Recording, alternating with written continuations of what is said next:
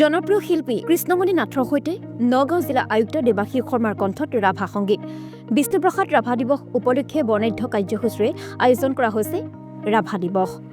আয়োজন কৰিছে নগাঁও জিলা প্ৰশাসনে। ৰাভা দিৱসৰ দিনা জনপ্ৰিয় শিল্পী কৃষ্ণমণি নাথ আৰু নগাঁও জিলা আয়ুক্ত দেৱাশীষ শৰ্মাই একেলগে গালে কলাগুৰুৰ এটি কালজয়ী গীত।